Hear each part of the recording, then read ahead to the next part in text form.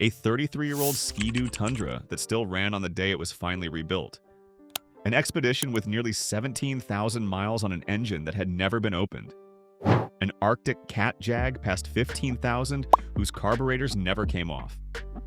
These are the snowmobiles riders keep for decades because they simply refuse to die. Here are 10 of the most reliable snowmobiles ever built. Number 10. The Arctic Cat Jag. Start with the Jag, and with its stablemates, the Panther and the Cheetah from the late 80s and early 90s, all running Japanese-built Suzuki fan-cooled twins. One rider described 4 of these in a single family: a pair of Jag 340S, a Panther 440, and a Cheetah 500, and said the only things ever replaced were plugs, bearings, and normal wear parts. One of those Jags passed 15,000 miles without the carburetors ever coming off the machine. The stigma is that they are slow, heavy, and old. All of that is true. Nobody buys a fan-cooled Jag to win a drag race across a lake. But look at what is not on the machine. No water pump, no thermostat, no heat exchangers packed under the tunnel waiting to crack. A fan pushes air over the cylinders, and that is the entire cooling system.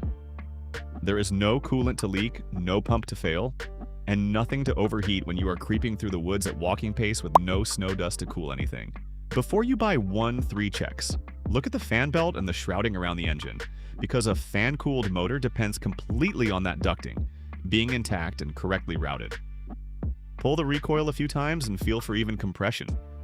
And expect varnished carburetors on anything that has sat, which is a cleaning job, not a reason to walk away.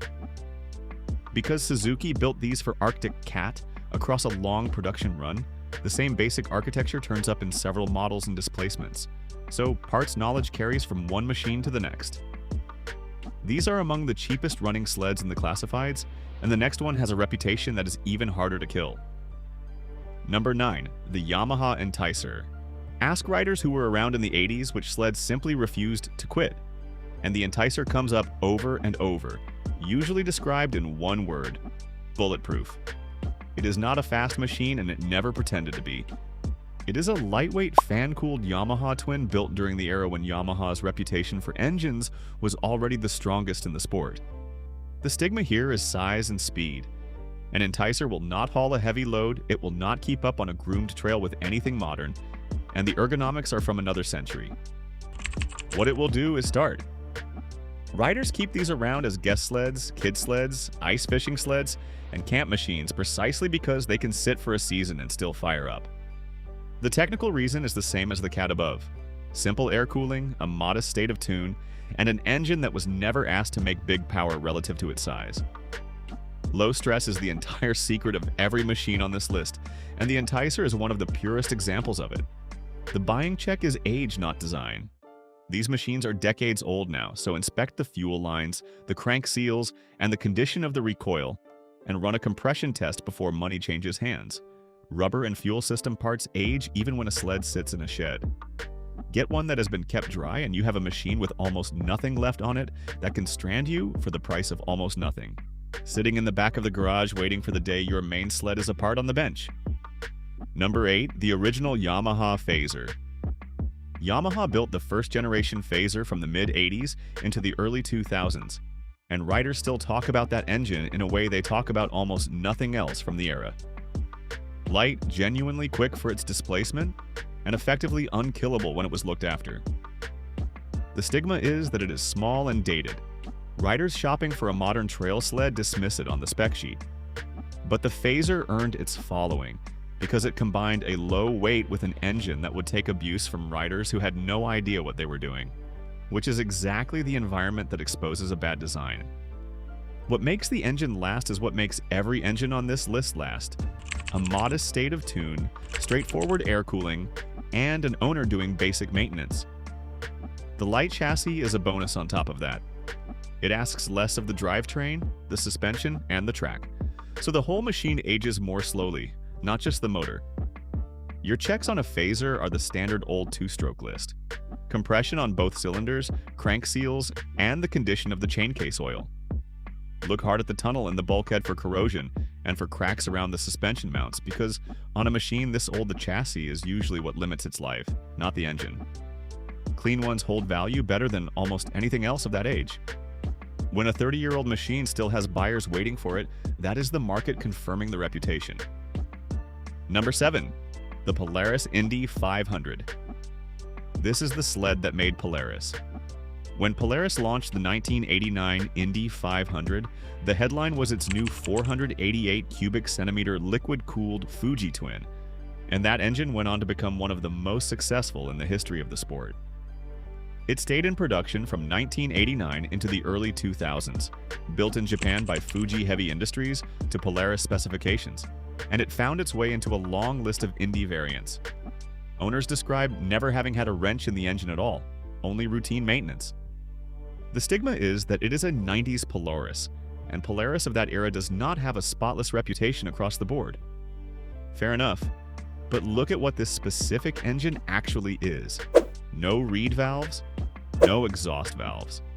A simple piston port twin making mid-80s horsepower with almost none of the complexity that fails on more sophisticated designs. That simplicity is the whole story. There is no variable exhaust system to carbon up, no reed cage to fail, and no electronics between you and a repair. Add a chassis that was easy to work on and parts that are still everywhere because hundreds of thousands of these engines were built, and you get a machine that stays on the trail for 30 years. The insider checks? Because this one is liquid-cooled, inspect the coolant condition, the hoses, and the heat exchangers under the tunnel for damage or seepage. Then the usual old two-stroke list, compression on both cylinders, crank seals, chain case oil, and the Hyfax. Check the tunnel for rot where the running boards meet, especially on sleds from salted regions. If the chassis is straight and the compression is even, the engine will very likely outlast your interest in the machine.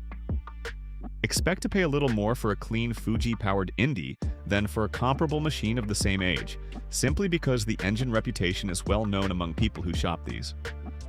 Quick one before we go on. Drop a comment with the highest mileage you have ever personally seen on a sled and what engine it was.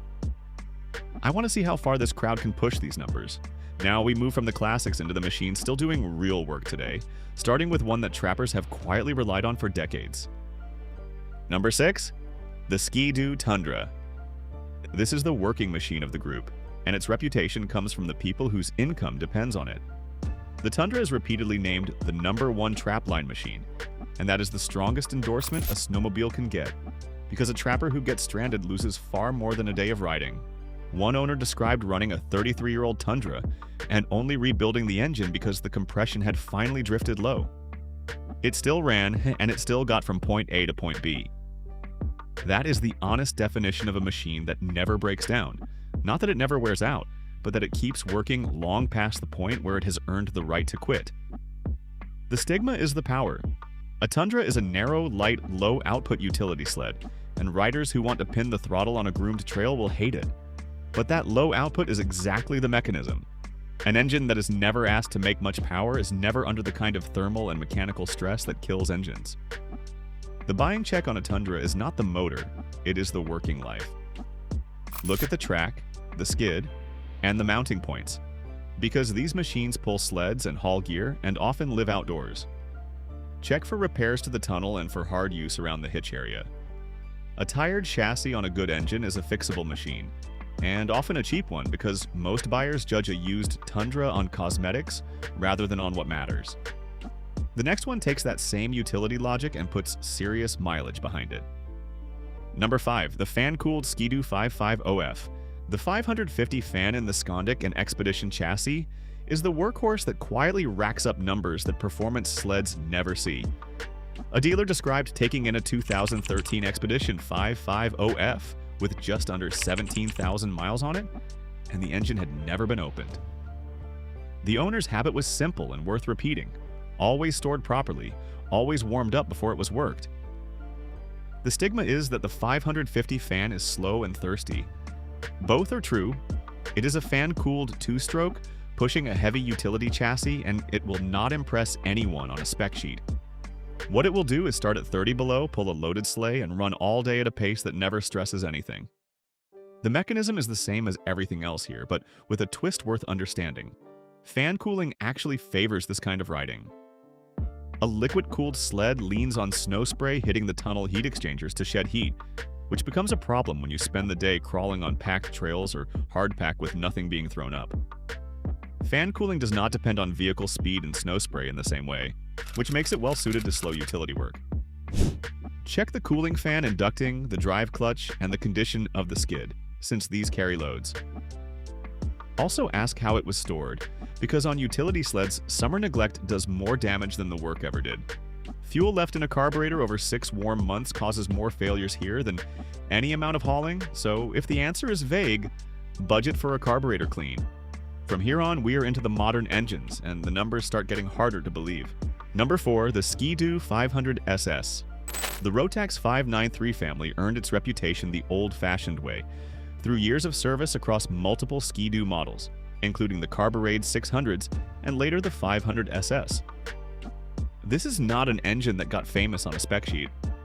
It got famous because riders kept putting miles on it and kept not having problems year after year across a lot of different machines. The stigma is that it is a carbureted, old-technology two-stroke in a world of direct injection. It is louder, it is thirstier, and it needs the kind of attention modern riders have forgotten how to give. But that same simplicity is why a rider with a screwdriver and a manual can keep one running indefinitely. Why does it last? Because 2 decades of production means every weakness has been found, documented, and fixed by somebody. Parts availability is excellent, the aftermarket knows it inside out, and there is no proprietary electronics package standing between you and a repair. The checks are two-stroke fundamentals done properly. Compression on both cylinders, carburetor condition, and sync, because a lean cylinder on a carbureted two-stroke is how top ends die. If the machine has variable exhaust valves, ask when they were last cleaned. Since carbon buildup, there is a normal service item, and a neglected one costs power long before it causes damage. Get those right, and the engine will simply keep going. This is also the most beginner-friendly engine here to learn on. Nothing about it requires a dealer, a laptop, or a proprietary diagnostic tool. If you want a sled you can service entirely yourself, start here. Number 3, the Ski-Doo 600 ACE. Now the 4 strokes, and the 600 ACE is the one that changed what riders expect from a small engine. On the Scandinavian used market, these routinely appear with 20,000 kilometers and more on the clock, which is roughly 12,000 miles of real riding. One owner described 11,000 kilometers of completely trouble-free running, with nothing beyond oil changes, slides, and carbides. The stigma is power. The 600 ACE is not fast, and riders coming off a big two-stroke find it slow and heavy. That is a genuine trade-off, and not everyone will accept it. What you get in exchange is a machine that starts instantly in deep cold, sips fuel, runs quietly, and does not need a top end at any predictable interval. The engineering reason is that it is a low-stress 4-stroke doing modest work. There is no oil injection system to fail, no ring seal degrading under 2-stroke duty cycles, and no piston being asked to survive the temperatures a high-output 2-stroke lives with every day.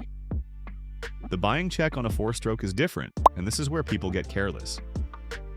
Ask for oil change history and take it seriously, because a 4-stroke that has been run on tired oil for years hides its damage until it is expensive.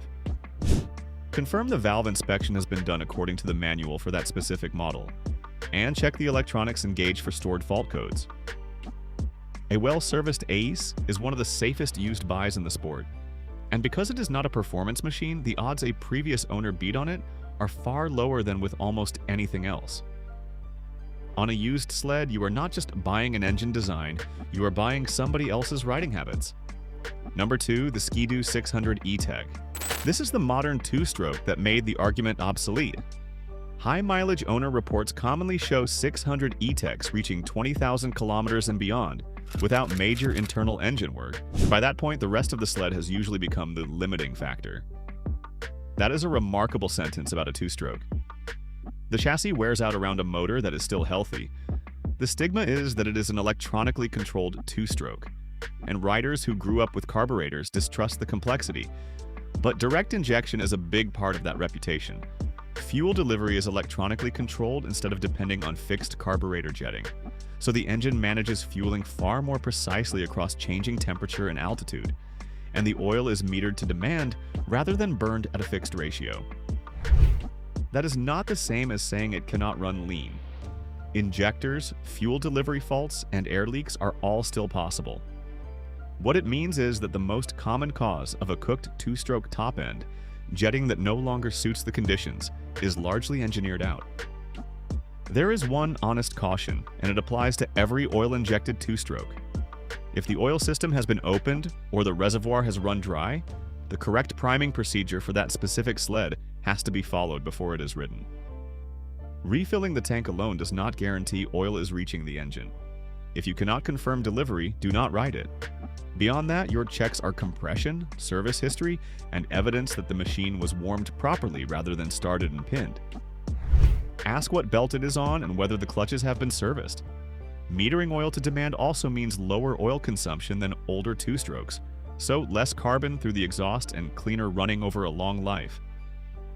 A cared-for 600 E-Tech is the best riding machine on this entire list, and only one sled has a stronger reliability reputation. And number 1, the Yamaha RS Vector with the Genesis Triple. When riders argue about reliability, this is where the argument ends.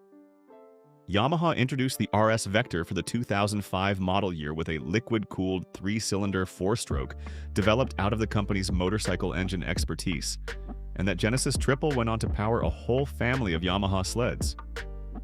Owners report 20 to 30,000 miles of hard riding on machines that are still going, and there are extraordinary owner reports claiming mileages approaching 6 figures. The line that captures it best came from a rider asked what he would take if he had to cross Alaska with nothing but fuel available. His answer was the Vector, bulletproof from headlight to taillight. The stigma is weight. These are heavy machines, and in deep snow or tight technical terrain, you will feel every pound of it. That is the price of admission, and it is a real one. But the engine underneath comes from a company whose 4-stroke engineering was developed for road mileage that dwarfs anything a snowmobile normally sees. That is the whole explanation. On these machines, the engine was never the limiting part, and the insider checks reflect that weight rather than the motor. Inspect the suspension, the skid, and the track carefully, because a heavy sled is hard on everything below the tunnel. Confirm the valve service and the chain case oil have been done per the manual. And look at the tunnel and rear suspension mounts for stress cracks on high mileage examples. Get a straight one with paperwork, and you are buying a machine whose engine will very likely outlast your interest in owning it. And that is the point of this list. Every machine on it works for the same reason, whether it was built in 1989 or last year. The engine is never asked to do more than it was designed to do. Low stress, simple systems, and an owner who did the boring maintenance on schedule. Horsepower is what sells a sled in the showroom. Restraint is what is still running in 20 years. That is the list. Now tell me which one I got wrong, and which sled you have personally put the most miles on. Drop it below.